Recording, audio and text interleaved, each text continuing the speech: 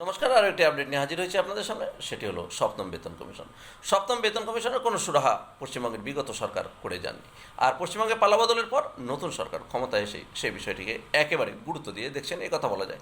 একাধিক শর্ত ঘোষণা করে বিজ্ঞপ্তি জারি করলো নবান্ন। এই বিজ্ঞপ্তিতে বেতন কাঠামো, বার্ষিক বেতন বৃদ্ধি, কেন্দ্রের সঙ্গে বেতন স্তরের সামঞ্জস্য, মহার্ঘ ভাতা, বাড়ি ভাড়া ভাতা, অবসরকালীন সুযোগ সুবিধা সংক্রান্ত বিস্তারিত রিপোর্ট রয়েছে। এখানে একটি বিষয় না বললেই হয় না।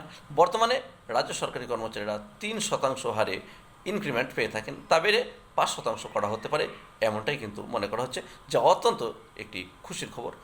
ক্রমান্বয়ে দেখা গেছে দিনে দিনে মূল্য বৃদ্ধির কথা মাথায় রেখে নতুন বেতন কাঠামো তৈরির নির্দেশ দেওয়া হয়েছে।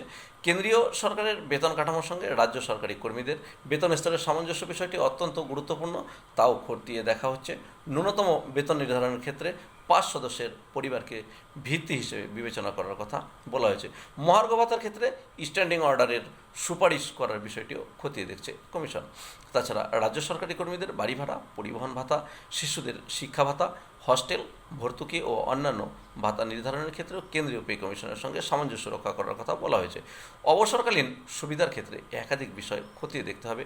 কমিউটেড পেনশন 11 বছর পুনরুদ্ধার, অবসরের সময় ছুটির নগদীকরণ এবং 30শে জুন অবসর নেওয়া কর্মীদের একটি ইনক্রিমেন্ট দেওয়ার বিষয়টি খতিয়ে দেখার কথা বলা হয়েছে। খুব সুন্দর একটি প্রস্তাব, যেখানে বলা হয়েছে 30শে জুন অবসর নেওয়া কর্মীদের জন্য একটি ইনক্রিমেন্ট, অর্থাৎ 30শে জুন ইনক্রিমেন্ট হলে যারা অবসর নিচ্ছেন 30শে জুনের মধ্যে, তাদের ক্ষেত্রে সত্যি একটা সৌভাগ্যের বিষয় বলা যাবে। কারণ জুলাই মাসে ইনক্রিমেন্ট হয়ে থাকে, আর জুন মাসে যদি কেউ অবসর নেন তাহলে তিনি একটি বড় ধরনের লোকসানের শিকার হন। এই বিষয়টি যাতে না থাকে সেই দিকে লক্ষ্য রেখেই কিন্তু নতুন সরকার এই কাজটি করতে চলেছেন। পশ্চিমবঙ্গের রাজনৈতিক পালাবদলের পর থেকে রাজ্য সরকারি কর্মীদের মধ্যে বেতন কমিশন এবং ডিএ নিয়ে প্রত্যাশা হয়েছিল।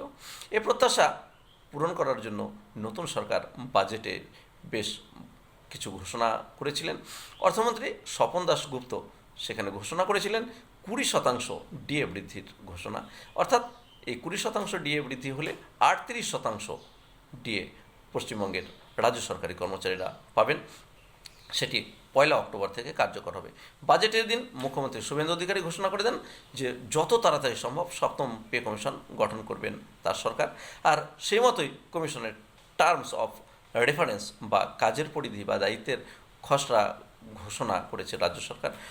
সরকারি, সরকার পোষিত এবং আধা সরকারি কর্মীদের জন্য বেতন বৃদ্ধি, পেনশনভোগীদের জন্য পেনশন বৃদ্ধি, কর্মীদের পদোন্নতি ইত্যাদি সব নীতি নির্ধারণ করবে পে কমিশন। আগামী 6 মাসের মধ্যে কমিশনকে রিপোর্ট দিতে বলা হয়েছে। সরকারি কর্মীদের ডিএ এবং ডিআর বৃদ্ধির হারও নির্ধারণ করবে সপ্তম পে কমিশন। সব ঠিক থাকলে মাস 6 মধ্যেই কিন্তু এই নতুন পে কমিশন কার্যকর হয়ে যাবে। অর্থাৎ সব মিলিয়ে বলা যায় রাজ্য সরকারি কর্মীদের জন্য একটি ভালো সংবাদ আসতে চলেছে খুব তাড়াতাড়ি। ধন্যবাদ। গুরুত্বপূর্ণ আপডেটের জন্য চ্যানেলটি সাবস্ক্রাইব করে সঙ্গে থাকবেন।